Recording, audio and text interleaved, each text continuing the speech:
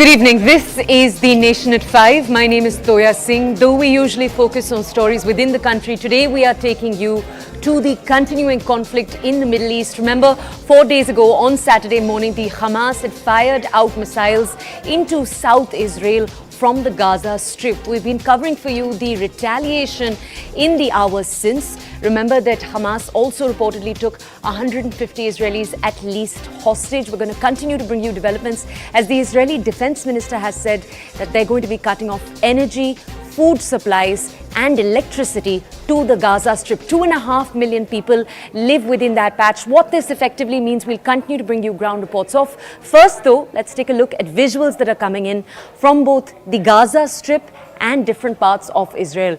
This first set of footage is coming into us, as we've told you earlier, from Gaza. Now, remember, this is an urban environment that is densely packed, which is why, as you can see here, the gunfire and the rockets are coming down. We are learning from ground reports that civilians are taking shelter within United Nations chartered schools to some degree. These are the visuals that are coming in right now. Remember, Israel has said that they are going to lay complete siege to this Gaza Strip. This visual is also coming in from the same region. Airstrikes flattening high-rise buildings.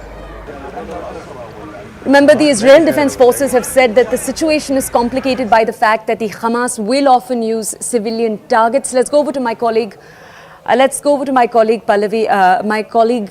Palki, who is with us live right now from Tel Aviv. It's about 2:30 p.m. in Tel Aviv right now. Palki, as we spoke to you earlier in the day today, you told us that much of the fighting had actually moved down south. Can you tell our audiences right now about the current situation in the Gaza Strip? What are we learning about the civilian populations there, for example? Well, the Gaza Strip is coming under attack, and constantly so, and the Israel government has formed or has authorized the formation of an emergency coalition which will include opposition parties as well to firm up Israel's response to what's happening. In the meantime, I can also tell you that we've seen some rocket firing here as well in southern Israel. In parts of southern Israel there was a red alert, and we've been going to various border villages, and we've had to stop at various places to take shelter because there have been sounds of bombs going off and rocket fire coming in. Currently I'm in a place called Ashkelon, which is a few kilometers from the Gaza border, and you see scenes like these every few meters. When you go to these places, you see cars that have been completely damaged and they came under rocket fire. You see bullet marks everywhere. We went to Sderot earlier today, and we also saw the police station that was the site of a 20-hour long gun battle. So the situation is still very much tense on both sides of the border, including in Gaza. Of course, the United Nations has been making statements, but Israel, while most of the border villages are now completely in control of the Israeli forces, there are a lot of places which are beyond limits for people and the press as they try to sanitize these regions. Tell our audiences, please, Palki, we know that over the weekend, the Israeli Prime Minister essentially told people, civilians in the Gaza Strip, to flee. However, multiple media reports have said that civilians don't have anywhere to flee to. Can you bring us the context there, please? Gaza is a very thickly populated strip, as you know, and it is difficult, I'm sure, when the Israeli government announces a complete siege of Gaza. It would be hard for civilians to find shelter. The IDF has also issued a statement saying that we are not asking them to go to Egypt. What the government in Israel is basically telling people in Gaza is that these are the designated targets, these are the Hamas targets that we will be attacking, and you have to move out of these specific zones. I think that is the message. But having said that, like I said, it's a very, very congested area, and in the past Hamas has been accused of using human beings, using civilians as human shields, and having their military assets in schools and hospitals, so it becomes very hard to avoid civilian casualties, and we are seeing a lot of them. Can you tell us also, Palki, about the dialogue around hostages? We know that according to security assessments, the Hamas has taken around 150 Israeli people, perhaps more, into hostage. Can you tell us more about how that dialogue is taking place? We know that over the weekend we were receiving inputs that Qatar is facilitating those discussions. Please tell us more. Well, there are many players that are trying to act as peace brokers or mediators. Egypt is one of them, definitely. They're talking to Hezbollah, they're talking to Hamas, and they're also talking to the Israeli government. The second is Erdogan, the Turkish president, who has offered to mediate repeatedly.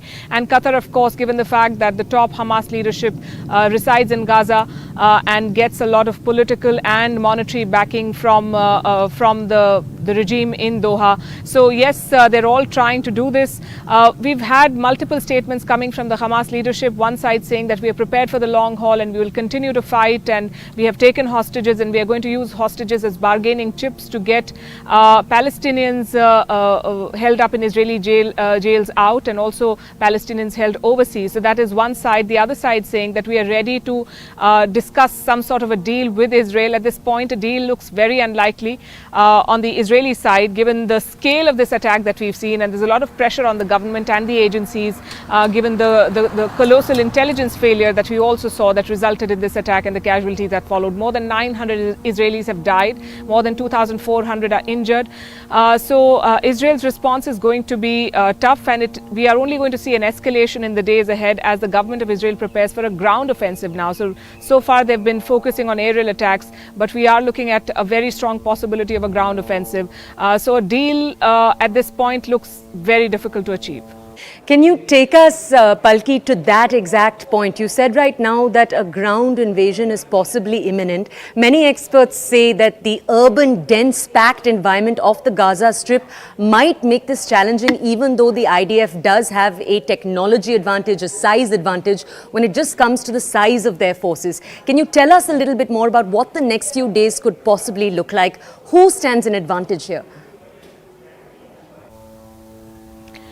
Well, in a war, how do you define advantage? Wars are not just fought to gain territory. Wars also are supposed to achieve political ends and political objectives. And I would say at this point, there is no advantage on any side because people have been killed on both sides of the border. 1,600 killed and counting, thousands injured. But having said that, like you mentioned, the technological advantage is, of course, on the Israeli side. They're also getting support from the US and other allies. They're also getting military equipment, critical military equipment coming from the US, and they've also deployed their big aircraft carriers like the USS Gerald Ford. So yes, to that extent, the Israelis have an advantage. But if you look at their statement, I want to quote from what the Israeli military has just said. And this is a statement that came today. And I'm quoting, they said the Hamas operatives had nowhere to hide in Gaza, and the Air Force in Israel is carrying out intensive airstrikes in waves every 4 hours. So this is going to continue, and Israel is looking at dismantling the leadership and the Hamas infrastructure in the Gaza Strip. Okay, Palki, if I could just ask you to stay with us. We're going to bring our audiences more visuals from the ground, and we'll come back to you for more questions. On the screen behind me, we are continuing to bring you visuals from the scene. These are visuals of explosions that are taking place. The sky is lighting up in Gaza. Saturday night, Sunday night, Monday night, all three have looked exactly like this for the residents in the Gaza Strip. Gaza City falls within that. We're going to move from this visual back to my colleague Palki, who is with us live. Palki, we've just brought our audiences more footage from the Gaza Strip itself. We were telling our audiences earlier that this is a particularly densely populated strip. Some statistics say that the population is more than half very young people. Lots and lots of children live in this region. Can you tell our audiences, how is the IDF defining the end game? They've said that the Gaza Strip is something they're going to lay siege to, but what does this effectively mean? I think it effectively means, and I'm saying it from my understanding of the situation, it effectively means dismantling the Hamas infrastructure and the kind of support, political support that Hamas is getting from some quarters is also raising tensions, is also making the situation more complicated. When you hear the Iranian Supreme Leader Ayatollah Khamenei saying that we had no hand in what Hamas has done, which is very hard to believe given the scale of the operation and all that they pulled off, the number of rockets that they amassed and the kind of coordinated air and sea and land attack that they carried out. But the top leadership in Iran saying that we had no hand in what happened. At the same time, he has said that Israel's military and intelligence have suffered an irreparable defeat, and they've blamed what they call the Zionist regime's own actions for this disaster. Now this is raising temperatures, and there are some players in the region who have asked for reconciliation and peace without taking sides, but the likes of Iran clearly siding with Hamas. The other thing that complicates what is happening here is the role of the Hezbollah. Now the Palestinian Jihad has said that they have taken some Israeli casualties, some soldiers or some people have been killed on the northern border with Lebanon, in response to which Israel has carried out some strikes and has asked people in the border villages along Lebanon to take shelter. If Hezbollah enters this fight, then it becomes that much more complicated. And remember, Hezbollah is another Iran-backed Shia organization. So at this point, I don't think they've defined what their end goal is and what will the end of this operation be like. But I think for now, the Israeli forces are focused on dismantling the infrastructure of Hamas, making sure that all Hamas terrorists who entered Israel, who may still be in Israeli territory, have been flushed out or neutralized, and making sure that they do not face a dual threat, one from the northern border and the other along the Gaza Strip. Palki, thank you for painting the picture for us. All right, we also have a series of ground reports. CNN's Clarissa Ward has been positioned at the Israel-Gaza border. We'll go to that in just a second. First, the Prime Minister giving a speech as we speak. Take a look. आप सभी को बधाई देता हूं। ये सुखद संयोग है कि इसी स्थान पर, इसी स्टेडियम में 1951 में प्रथम एशियन गेम्स हुआ था।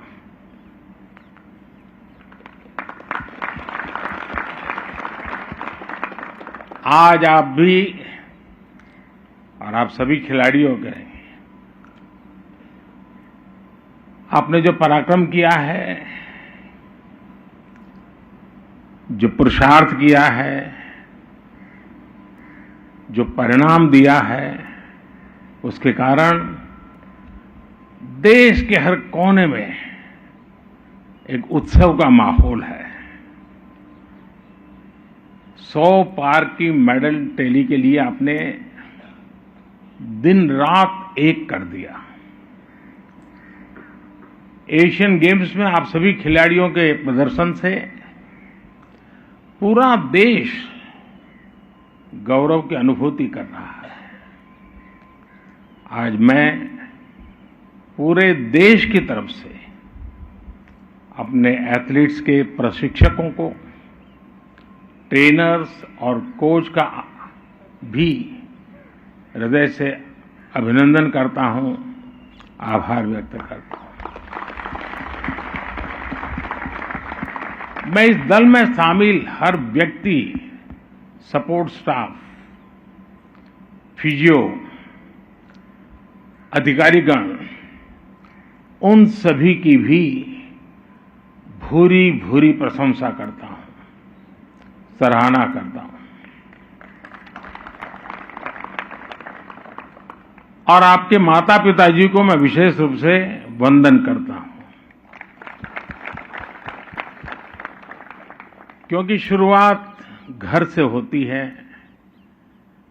कैरियर के बहुत सारे रास्ते हो और बच्चे जब इस दिशा में जाते हैं तो शुरू में तो बहुत ही विरोध होता है कि टाइम खराब मत करो, पढ़ाई करो, ये करो, वो न करो। कभी चोट हो गई तो माँ कहती नहीं, अब तो नहीं जाना है, अब मैंने तुझे चोट नहीं होने दूँ। और इसलिए आपके माता पिता भी वंदन के अधिकारी हैं। आप कभी पर्दे पर तो जो पीछे जो रहने वाले लोग होते हैं वो कभी पर्दे पर आते नहीं, लेकिन ट्रेनिंग से पोडियम तक ये जो सफर है ना, ये इन लोगों के बिना संभव ही नहीं है। साथियों, आप सभी इतिहास रच करके आए हैं। इस एशियन गेम्स में के जो आंकड़े हैं वो भारत की सफलता के साक्षी बन रहे हैं। एशियन गेम्स में ये भारत का अब तक का सबसे शानदार प्रदर्शन है।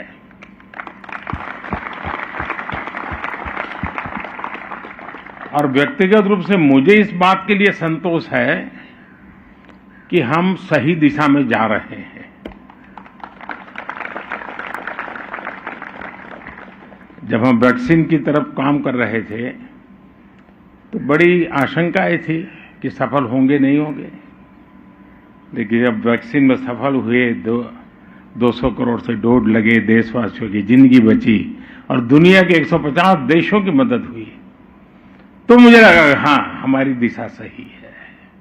आज जब आप सफल होकर आए हैं तो मुझे लगता है हमारी दिशा सही है।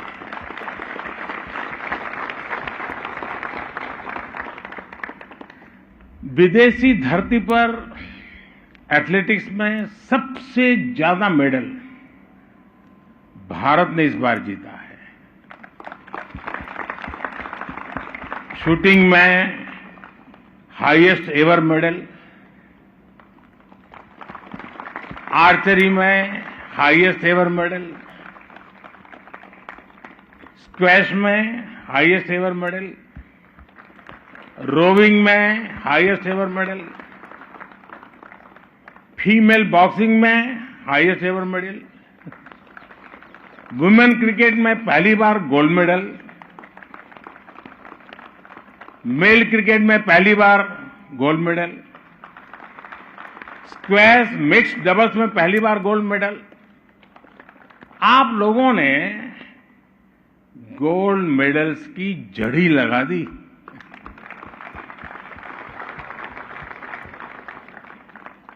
और आप देखिए, महिला शॉटपुट में 72 साल बाद 4x4 100 मीटर में 61 साल के बाद, आफ्टर 61 ईयर्स, घुड़सवारी में 41 साल बाद, और पुरुष बैडमिंटन में 40 साल के बाद हमें मेडल मिला है। यानी 4-4, 5-5, 6-6 दशक तक देश के कान ये खबरें सुनने के लिए तरस रहे थे। आपने वो पूरा किया है। आप सोचिए, कितने वर्षों की प्रतीक्षा आपके पुरुषार्थ ने समाप्त की है। साथियों, इस बार एक खास बात और रही जिसका जिक्र मैं जरूर करना चाहूंगा। हमने जितने भी खेलों, इवेंट्स में हिस्सा लिया, उसमें से ज्यादातर, यानी एक प्रकार से हर एक में कहीं न कहीं हम कोई न कोई मेडल लेके आए हैं। यानी ये अपने आप में हमारा जो कैनवास बढ़ रहा है, ये भारत के लिए बहुत शुभ संकेत है। 20 इवेंट तो ऐसे थे जिनमें आज तक देश को पोडियम फिनिश मिली ही नहीं थी।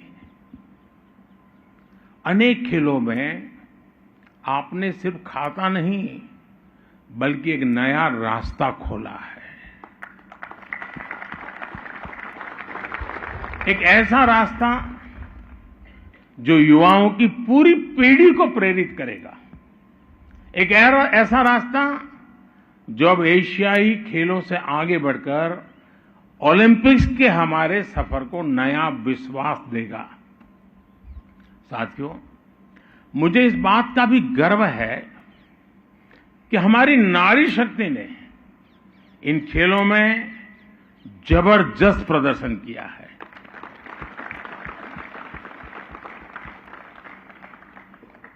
जिस जज्बे के साथ हमारी महिला खिलाड़ियों ने अपना प्रदर्शन किया, वो बताता है कि भारत की बेटियों का सामर्थ्य क्या है। भारत ने एशियन गेम्स में जितने मेडल जीते हैं, उनमें से आधे से ज्यादा हमारी फीमेल एथलीट्स ने जीते हैं। बल्कि इस ऐतिहासिक सफलता का शुभारंभ भी हमारी महिला क्रिकेट टीम ने ही किया था। बॉक्सिंग में बेटियों ने सबसे ज्यादा मेडल जीते।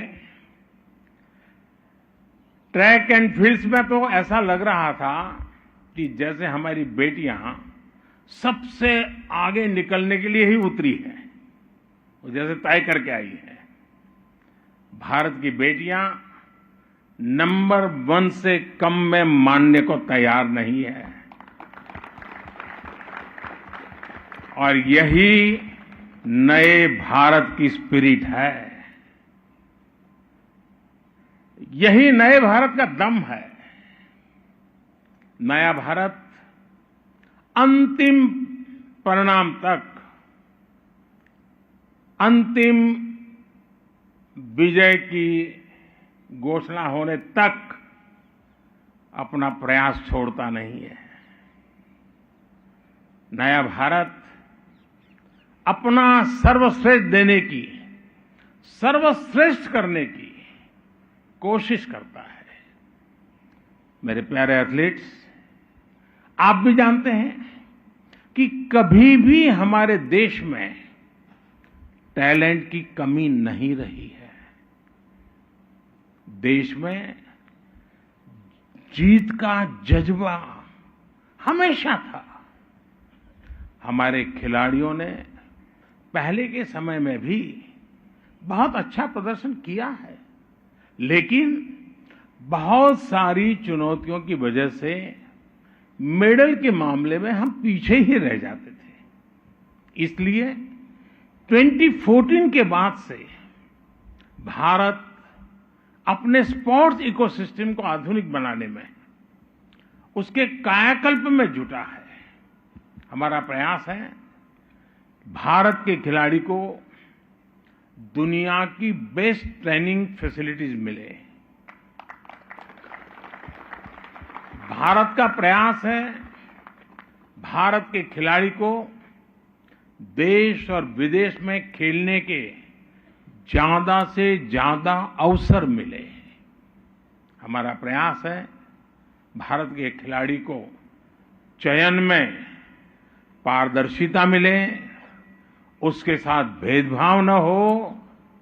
हमारा प्रयास है गांव देहात में रहने वाले स्पोर्ट्स टैलेंट को भी ज्यादा से ज्यादा अवसर मिले। हमारे सभी खिलाड़ियों का मनोबल बना रहे, उन्हें किसी भी तरह की कमी ना हो, इसके लिए हम पूरी शक्ति लगा रहे हैं। 9 साल पहले की तुलना में खेल का बजट भी 3 गुना बढ़ाया जा चुका है। हमारी टॉप्स और खेलो इंडिया स्कीम्स गेम चेंजर साबित हुई है। और मेरा तो गुजरात का अनुभव है, गुजरात के लोग एक ही खेल जानते हैं, पैसों का। लेकिन जब खेलो गुजरात शुरू किया तो ऐसे धीरे धीरे करके एक स्पोर्टी कल्चर बनने लगा, और उसी अनुभव से मेरे मन में आया था, और उस अनुभव के आधार पर ही खेलो इंडिया हमने यहां आरंभ किया और बहुत सफलता मिली। साथियों, इस एशियन गेम्स में करीब 125 एथलीट्स ऐसे हैं जो खेलो इंडिया अभियान की खोज है।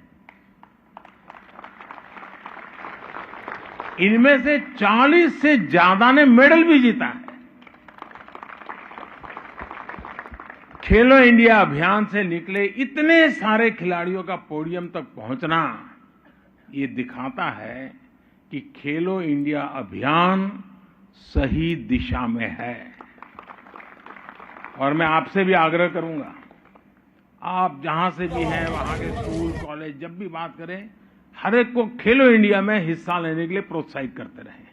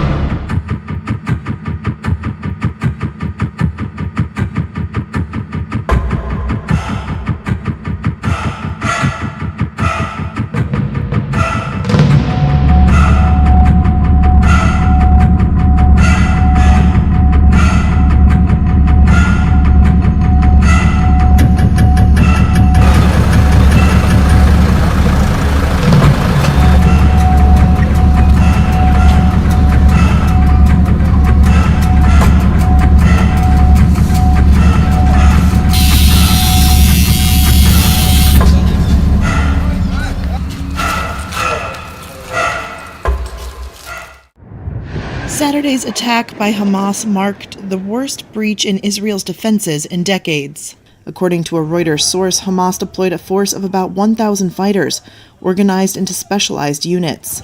They've been training in Gaza since the last conflict in 2021, sometimes in plain sight, the source said. Here's how they managed to catch Israel off guard. This footage released by the armed wing of Hamas is said to show fighters training ahead of the operation. They're using paragliders, and a source says their exercises included building a mock Israeli settlement to practice a military landing. Reuters could not verify the date and locations of the videos, but the training would have come amid a careful campaign of deception by Hamas, which had convinced Israel that it did not want to fight. It refrained from military operations against Israel and was careful about leaks. Even many Hamas leaders weren't aware of the plans, according to the Reuters source. A spokesperson for the Israeli Defense Forces admits they were surprised.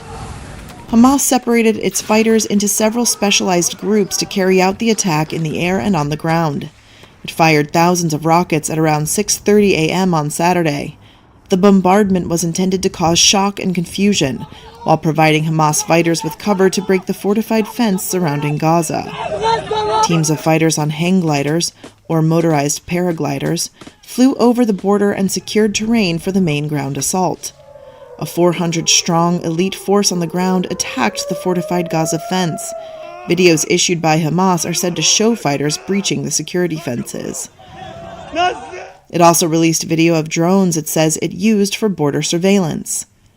The final part involved moving hostages to Gaza, mostly achieved early in the attack, a source close to Hamas said. In one well-publicized hostage-taking, fighters abducted partygoers fleeing a rave near the kibbutz of Re'im near Gaza. One analyst told Reuters that Hamas probably succeeded beyond their expectation, but now they'll have to, quote, deal with an Israel determined to decimate them.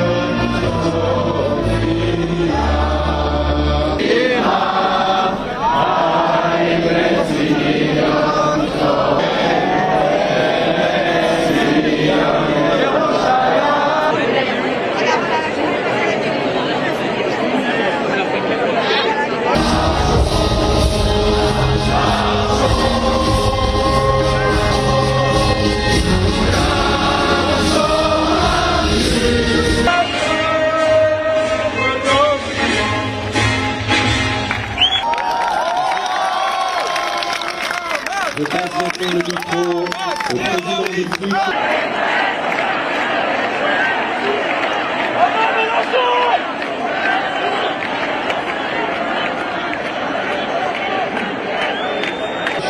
רבה מברך לעלם ולעלמי עלמיה יתברך שלום עלינו ועל כל ישראל ואמרו אמן.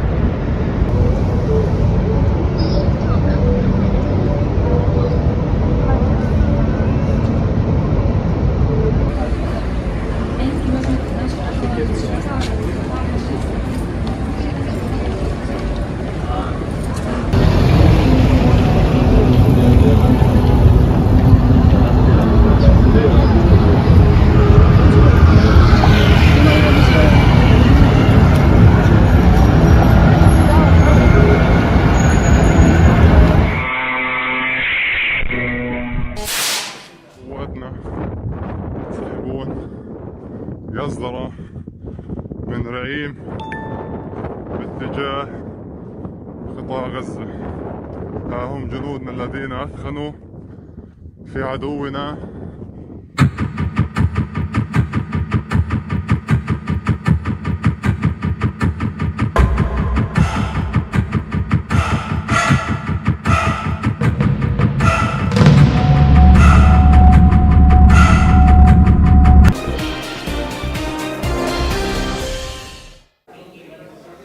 Welcome back. You're watching The Nation at 5. We continue to bring you updates from the situation in the Middle East between Israel and Palestine. Remember, this is a situation that started over this weekend on Saturday morning when Hamas first fired out missiles from the Gaza Strip into southern Israel. Now, at the same time as they'd done that, militants had actually made their way into different parts of Israel.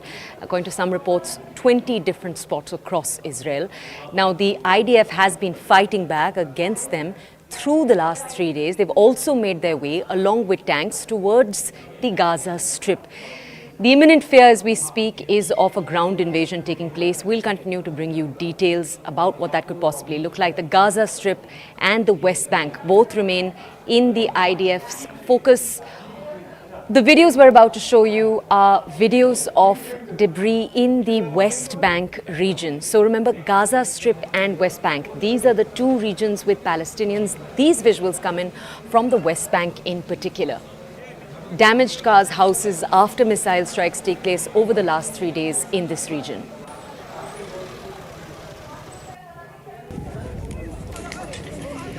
These visuals coming in, so the last set of visuals we brought you were from the West Bank. These visuals coming in from the Gaza Strip, where, as you can see, civilians are assessing the damage of airstrikes in this region.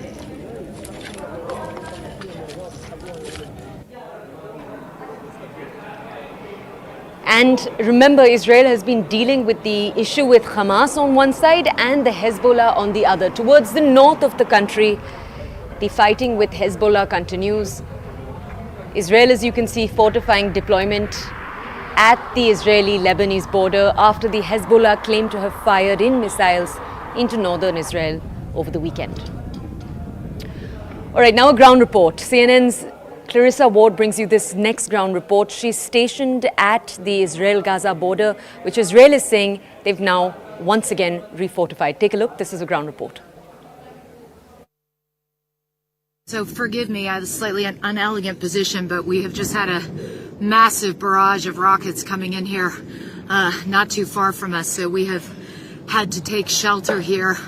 by the roadside. We're just about 5 minutes away. Gaza is in that direction. We can hear now a lot of jets in the sky. We could also hear the Iron Dome intercepting a number of those rockets as they were whizzing overhead and making impact in that direction, not too far from here. We came to this location because this was ground zero for this entire operation of carnage. Hamas militants came on a pickup truck.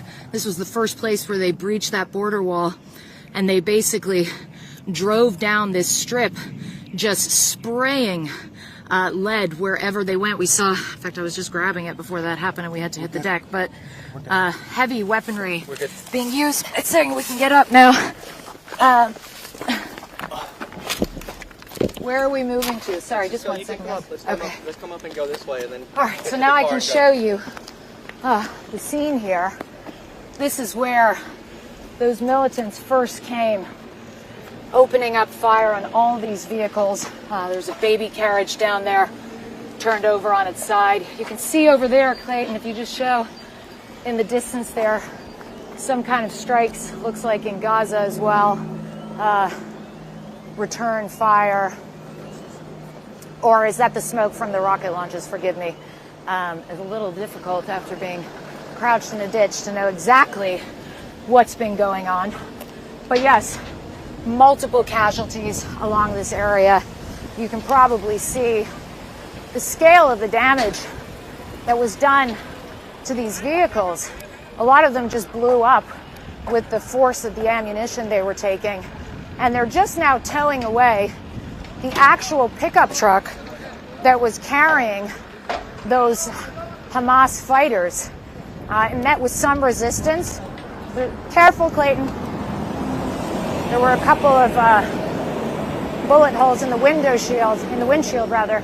So they stopped the car, they got out of it, and they just went on this shooting spree. This is also, they believe, where a lot of hostages were taken. They just got out of this, started grabbing people, started shooting people, and taking them back to that side of the border. There's a lot that we can see from here very quickly. Gaza's just over there. A few miles away, you can see the smoke rising. We're seeing multiple impacts over there in Gaza. But I'm going to ask John to spin the camera around now on these vehicles here. There's a situation about to develop here.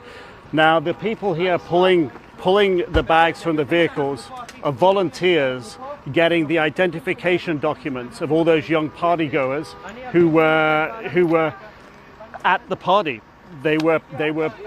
This is where they were shot up. All these vehicles were shot up. The soldiers here come over to make sure that these people have authority to do what they're doing, literally smashing the windows here. I mean, this is unfolding around us here right now.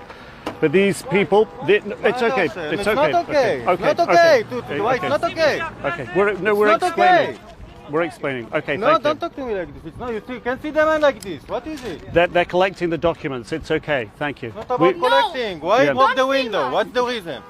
Well, this is up to him, not me. I'm not involved in that. So this is an unfolding situation as we talked about there. Passions, as you can see, are really high, and with really good reason, because this is where those young people had parked their vehicles for that party on Friday night, Saturday morning. And this is where they rushed back to when Hamas raced in here to start killing them. And this is where they were shot up. And you can see car after car after car after car here. We see their bags being taken out, but we've seen documents lying at the side of the road. It's confusing and active situation. There are soldiers here. There are angry and upset civilians. There are volunteers taking the documents away.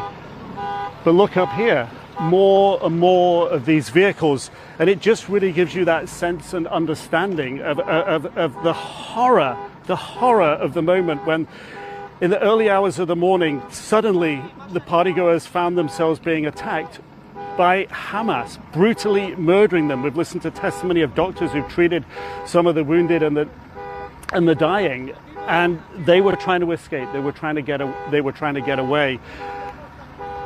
It's hard to it's hard to overstate the horror of what was happening here, but you only have to look at the way the vehicles are parked, the way that you can see people are trying to throw themselves in to drive away here in desperation and just cut down, and the situation unfolds further down the road here. More shot up and destroyed vehicles as more of the partygoers were trying to leave. But I can tell you the situation here is very dynamic, it's very fluid, it is changing. And as we've been driving in here just to get to this spot, we passed an area where Hamas fighters, terrorists, were shot and killed by Israeli defense forces.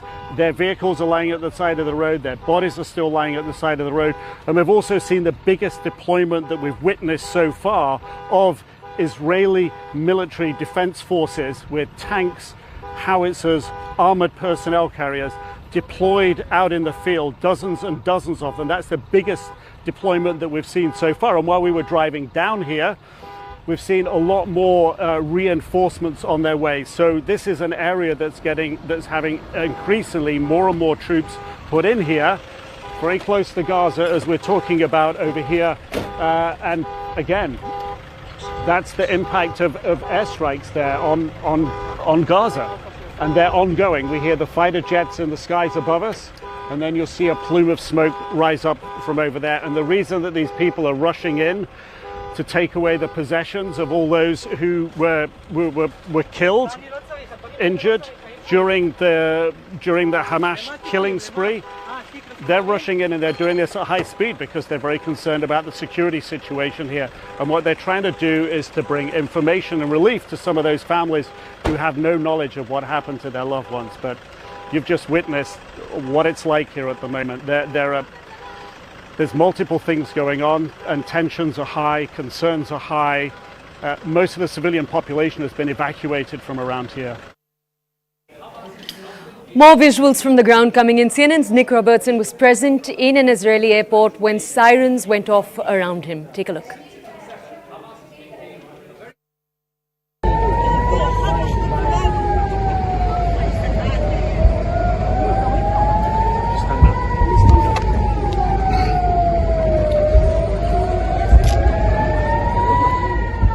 We literally just got off the plane here at Ben Gurion Airport.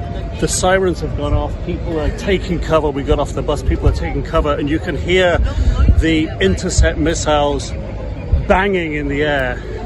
Nothing incoming here, but everyone is taking cover. They've got down. A lot of concern about what's going to happen here this night.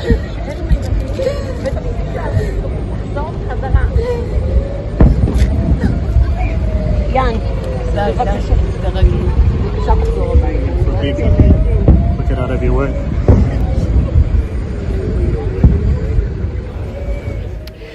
All right, we're cutting away from that situation to head into a short break. We'll see you in just a few minutes. On the other side, The Nation at 5 continues.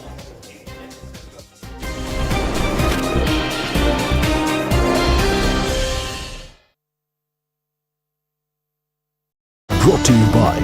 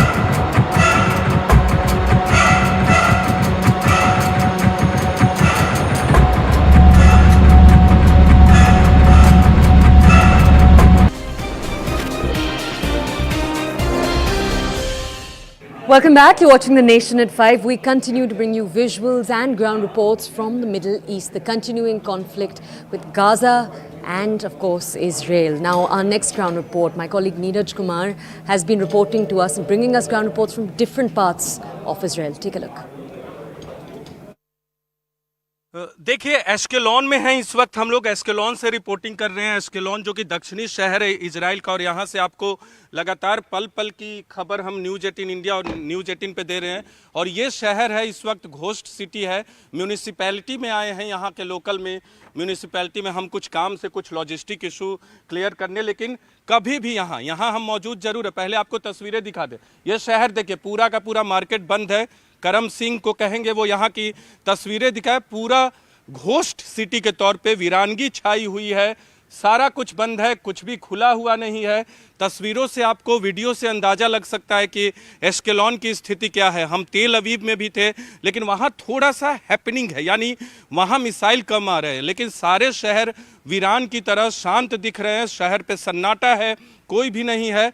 और यहाँ कभी भी आपको missile attack होता है तो हमें छुपना पड़ता है। तो ये यहाँ एस्केलॉन की स्थिति है। आपको बता दें जो हमारा चैनल देख रहे हैं, गाजा पट्टी is very close from Ashkelon. यहाँ से बहुत नज़दीक है गाजा पट्टी, और गाजा पट्टी में ही इजराइल हमला कर रहा है और वहीं हमास है। डेथ टोल 700 से ज़्यादा हमास की तरफ मारे गए हैं, पैलेस्तीन मारे गए हैं, 900 से ज़्यादा इजरायली लोग मारे गए हैं, कुल 1600 से ज़्यादा लोग मारे गए हैं। लेकिन इजराइल ने आज कहा है कि उसने गाजा पट्टी के बॉर्डर को सिक्योर कर लिया है, लेकिन अभी भी मिसाइल से हमला हो रहा है। लगातार आपको इजराइल के अलग अलग हिस्से से हम दिखा रहे हैं कि कैसे हालात हैं।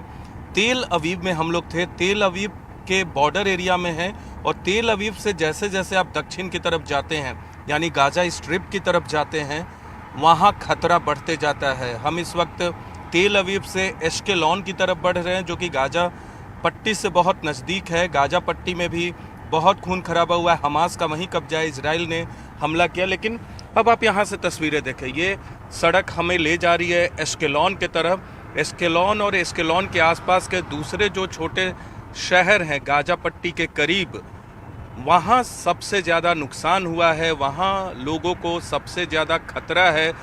हर पल पल वहाँ बमों की आवाज़ आती है, मिसाइल की आवाज़ आती है। यहाँ से हम रफ्तार से बढ़ रहे हैं, लेकिन सड़कों पे कोई आपको नहीं दिखेगा। चाहे तेल अवीव की बात करें या फिर एस्केलॉन की बात करें, जेरूसलम की बात करें। इधर की आप तस्वीरें देखिए, इधर की तस्वीरें आप देखेंगे, जितने भी बिल्डिंग्स है, बिल्डिंग्स में आपको कोई भी नज़र नहीं आएगा।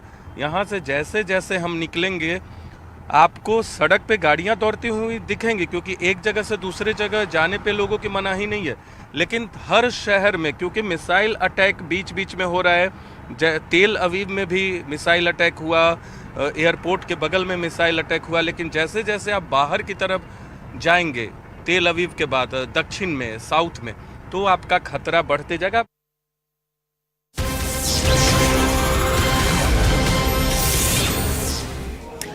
We're switching tracks entirely. Our next slice of breaking news comes in related to political developments in Pakistan. Three-time former Prime Minister Nawaz Sharif is set to leave London tomorrow. Remember, his brother had earlier informed media outlets that he would be travelling to Pakistan. He'd be arriving there, according to his brother, by October 21st. Now we're learning that he is possibly slated to travel to Saudi Arabia first. He's possibly going to meet his son who lives there and meet with Saudi royals in the next few weeks. Now we aren't able to confirm all of those details, but remember, Pakistan is headed into elections in January next year. Now Sushant Sareen, Senior Fellow at the Observer Research Foundation, is with us right now to explain to us the importance of the next few days for the former Pakistan Prime Minister. Sir, thank you for joining us here on CNN News 18. So 2024 elections coming to Pakistan, the chances of Nawaz Sharif returning are considerable. Can you just tell our audiences why the next few days matter, why his visit to Saudi Arabia is possibly very important? Look, he's expected to come back to Pakistan on the 21st of October. That's the date these guys had given. And I think he is probably going to Saudi Arabia, and there is some speculation he might go to a couple of other Middle Eastern countries, partly because he has pretty good relations out there. And maybe he's seeking certain guarantees from the Saudis, perhaps the Emiratis, maybe even Qatar, and we might see a couple of visits to some of these countries before he goes to Pakistan. Now, this is important because once he gets those guarantees, and given Pakistan's parlous financial situation, I think he's forcing the hands of the authorities in Pakistan to cut some slack for him, make sure that he gets a bail before he lands or as soon as he lands, and he's pretty much free to campaign in the elections. Now, there is a major assumption out there that the moment he lands, he'll be able to mobilize his party and be able to make it into a formidable force to confront Imran Khan's popularity. Now, Imran Khan might be out of the fray for now, or at least it seems like that, but Imran, if he was to fight the election, he would probably sweep it because there is utter disgust and anger with the mishandling of the situation over the last 16-18 months. Given the inflation, given the economic distress, given that everything is going to the dogs. So there is a lot of anger. I'm not very sure if Nawaz on his own will be able to turn the tide. Now, the Pakistani Muslim League Nawaz is claiming that Nawaz Sharif has this magic formula for, putting Pakistan back on the path of growth and economic stability. But over the last 16 months, it was his brother who was ruling the country as the Prime Minister.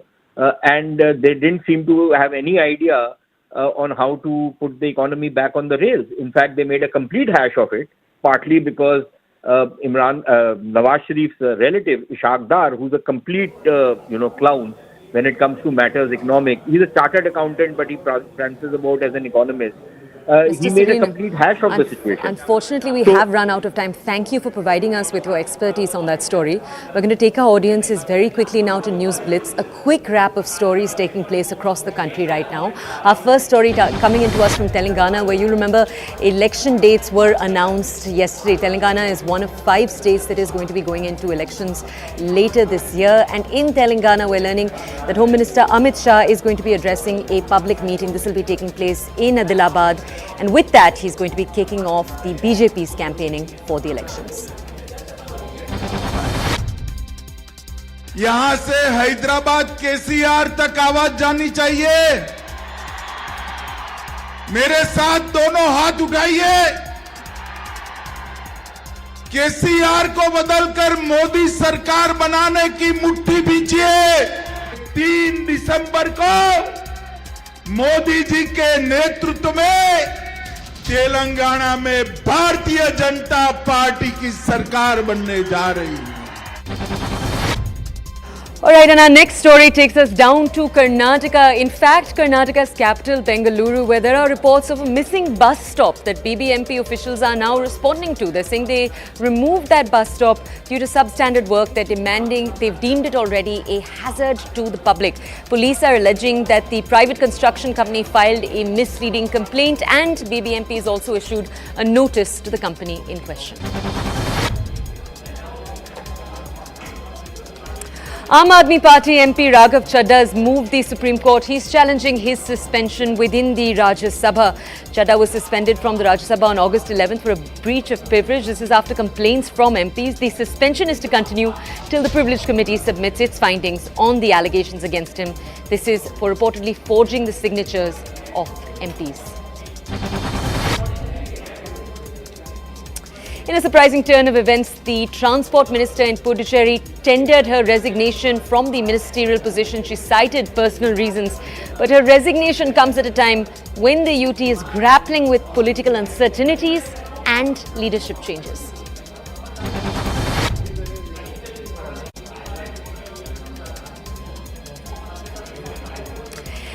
And after a Congress working committee meeting set to discuss exactly the same, Congress MP Rahul Gandhi has asserted that he is 100% in support of a caste census, very much in line with statements he's made in the past too. Gandhi's likened the exercise with an X-ray. He said it would give him a clear picture of how many Dalits, tribals, OBCs and upper castes are there in the country. जाति जनगणना की मैंने बात कर रखी, parliament में रखी, हम करवाएंगे, चाहे बीजेपी करवाए ना कराए, हम उन पे ऐसा दबाव डालेंगे ऐसा दबाव डालेंगे, उनको करना ही पड़ेगा। अगर नहीं करेंगे, परे हो जाओ, हम करेंगे।